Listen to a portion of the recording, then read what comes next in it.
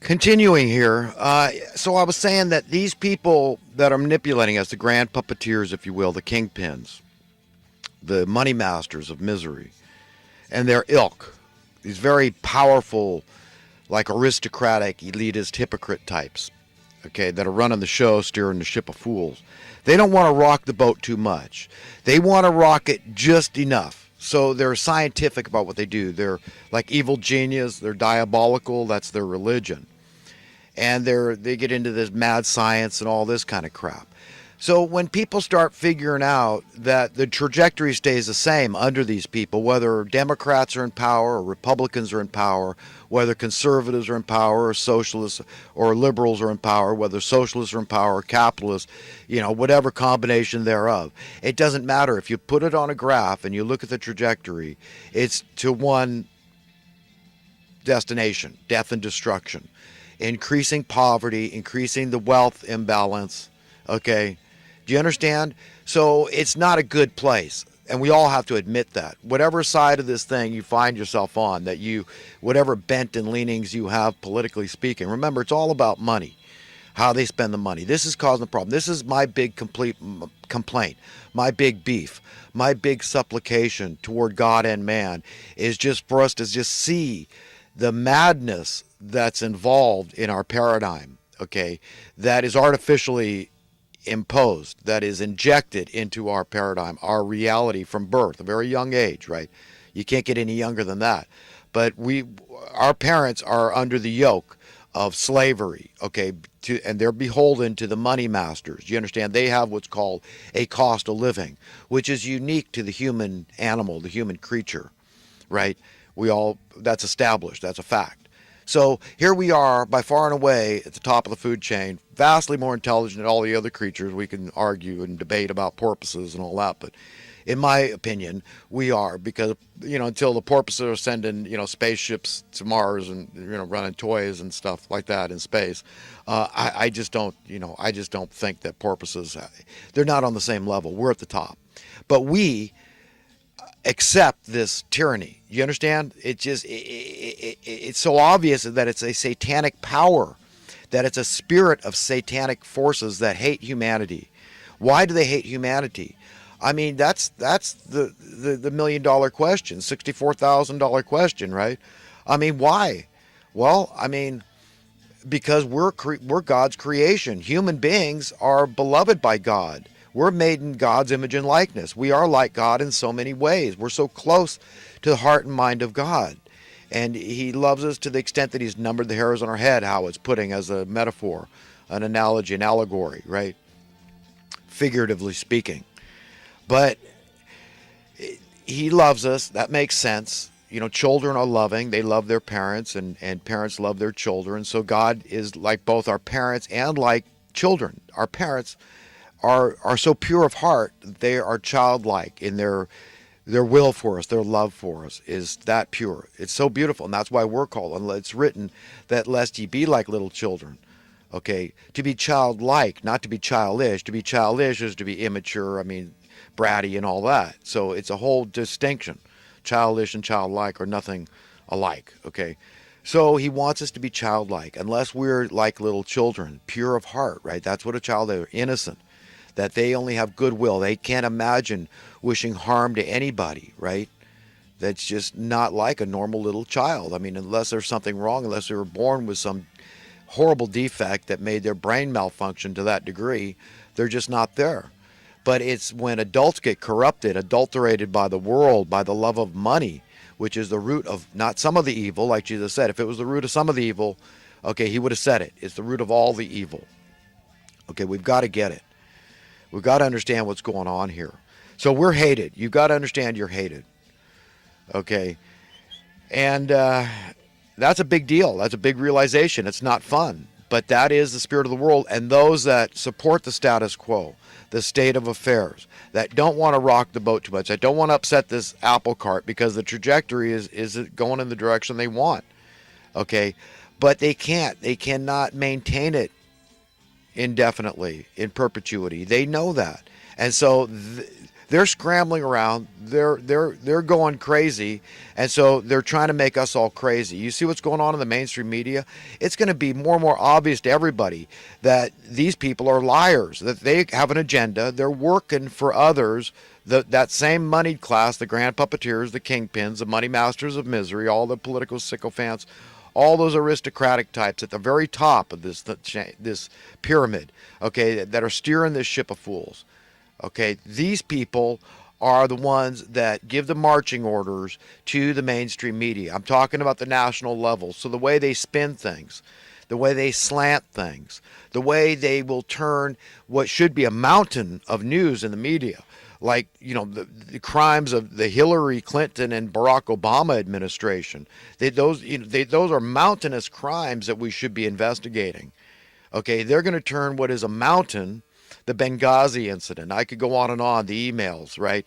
We all know. I mean, by people I trust, they say, hey, even Mueller was involved in some kind of thing with the uranium or I don't know what the hell it was. You know, maybe true, maybe false. All I know, I don't know any firsthand evidence. All I know is that there is some very funky stuff. There is a mountain of stuff the public would be very interested in. Inquiring minds want to know this stuff, but the mainstream media will turn what is a mountain into a less than a blurb, okay? So they turn a mountain into a molehill, and then they'll take a molehill, okay, like this Russia nonsense that, yes, we all think that, you know, Russia got Trump elected, and it was because Trump colluded. And now they're saying Matt Drudge, okay, that somehow he had somebody working. I mean, they did this to Facebook too. I mean, they've got to find some reason why Trump won that was illegitimate, right? Because he's so anti-establishment. He's going to upset the apple cart. He's going to rock the boat too much and go in the direction we don't want, which is that Trump wants to share the prosperity with the people. He knows this national debt is a bunch of nonsense, and he wants to get us out from under. That's why he's trying. He's a good business. He knows crap. He knows that, you know, the tariffs, and he's trying at least. Jobs and all this stuff, you know, and all the confidence in the Trump and capitalism and all that. The stock market's gone up a lot since he took office. We all know this stuff, right? He's trying to crack down on the border, illegal immigration. He knows there's a lot of problems. He's missing some of them, like he's not talking about how the Labor Department needs to be real. I mean, what function do they serve? Isn't the function of the Labor Department to prevent slavery? Isn't that why we have a minimum wage, so unscrupulous employers don't take advantage of people and just pay them peanuts and keep them in sweatshops and dungeons and crap? Yeah, there's laws. You can get in trouble for doing that. You've got to pay somebody the minimum wage. It's supposed to be a law with teeth, right?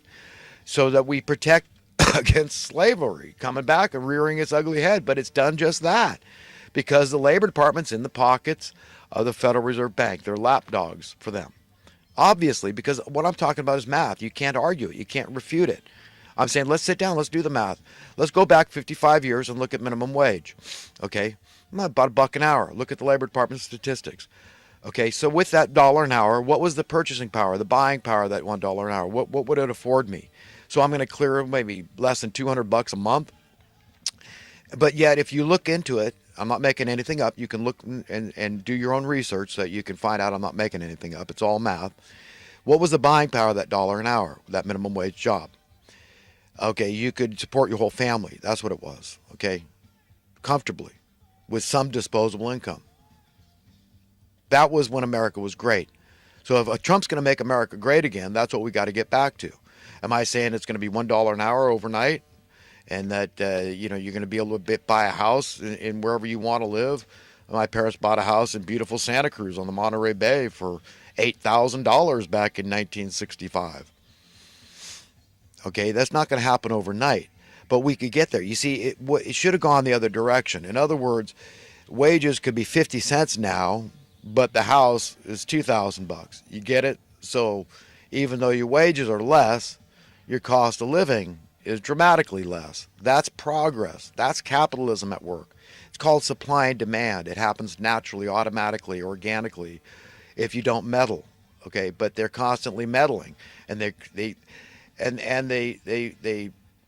misapply the term capitalism, because what we've had is crony capitalism. We had a money printer's coup d'etat, like I said, back in '63 when they murdered JFK. And, you know, how does the Federal Reserve exist the next day? I mean, a hint of impropriety on their part would have been, wow, they murdered JFK, so I guess we're off the hook now. No more worry about Executive Order 11,110 and us being abolished and being supplanted by these new dollars that are being circulated by JFK. These Federal Reserve notes, silver certificates that he was circulating, look just like dollars, just like Federal Reserve notes practically.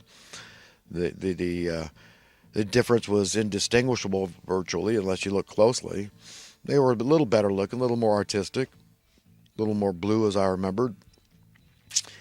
But yeah, the people were taken to it, and we were getting rid of them. We knew that the Federal Reserve notes were unsound, and it was better to have the silver notes. So he was doing it on free market terms. He was getting rid of it. He was saying, here's a competing currency that's backed by the United States government, United States Treasury. So you see how bizarre it is that we've accepted it. They've normalized this. This is it. And they're going to call it capitalism. So they're normalizing this idea that crony capitalism is capitalism, which really the effect is antithetical. It's the opposite of true capitalism. It's caused the wealth imbalance. It's caused the growing poverty and financial desperation. Okay, it's the cause of all the problems in our land, culturally, socially, and politically speaking. In our local communities, it's caused all these problems. I mean, this is what it causes: discontent. It causes people to be anxious and miserable and frustrated and worried and insecure, filled with fear. Financially speaking, the money is a very powerful instrument to impose fear on the people. So it's a very fear-driven paradigm, fear-driven unreality that's been shoved down our throats. And they normalize it, get us to accept more and more and more. Do you understand? But we're cooked, and everybody knows that the gig is up, the jig is up, whatever it's called.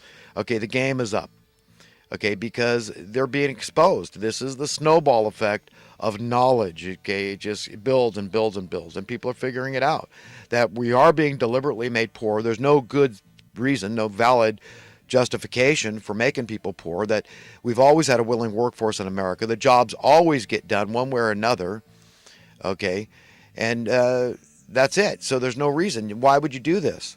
Okay, the only card they've got up their sleeve is they're pushing this climate change thing, right? But you see, they won't even talk about disruptive technology. These same people like Al Gore. Where's Al Gore on Stanley Meyer's water car? Okay, does he ever talk about the fact that this could have been refined by engineers into a unit that we could all put under the hood of our car, an easy, $50 transformation, and suddenly you could put water in your gas tank and run your car on get 100 miles to a gallon of water, because this unit will convert water into hydrogen on demand. Okay, believe it or not, you could do it with direct current voltage. Yeah, it's a fact. That's a matter of fact. That's a matter of science. So, yeah, we've known how to since the 18th century. So we're going back to the 1700s. We've been able to manufacture hydrogen artificially and contain it. Okay, so this can all be done very safely and very effectively. And you say, well, who does it disrupt? I mean, that'd be great for the planet if we got off burning oil and fossil fuels completely, because you could imagine how you could use this in your own home. I mean, we get this 0 point energy they're talking about, like a little nuclear reaction that's completely safe. So everybody could put a unit in their house and have all the energy they want all the time, be off the grid completely. You think PG&E wants to hear about that? I mean, you understand why it's disruptive to jobs. And that's why the most disruptive change in our culture, in our society, in our communities, and that's domestically, nationally speaking, and internationally, is to end desperate poverty. They absolutely need desperate poverty. They need people in abject fear. They need people in mortal fear for their very lives, afraid of homelessness and dying out in the street, and the implications, the ramifications of losing their job. And hey, what am I going to do now? And what's going to happen to me? What's going to happen to my family? And there's no more welfare. I mean, by evidence, all these people are living homeless out there, so there's no more Section 8 money. It's all been used up, and the rents and prices keep going up on housing. And and I got laid off, or I got cut back, or Uh, I mean, you understand that this is very effective at imposing immense, intense fear upon the public at large in general. People that don't deserve it, people that are willing to serve, but they just don't want to do it under the gun like this. Wow. I mean, you talk about not feeling appreciated, knowing that you could be replaced at the drop of a hat. I mean, this whole immigration thing, it's just ridiculous. I mean, well, we got all these problems in America. We shouldn't be letting anybody in here. We fix and get our own act together. We're of no use to anybody else in terms of setting an example until we don't have people dying out in the cold.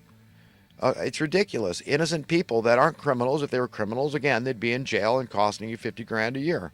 But you say a universal basic income, that's not the right way. That's just too liberal. Liberal, for God's sake, man. Do the math. It's fiscally conservative as all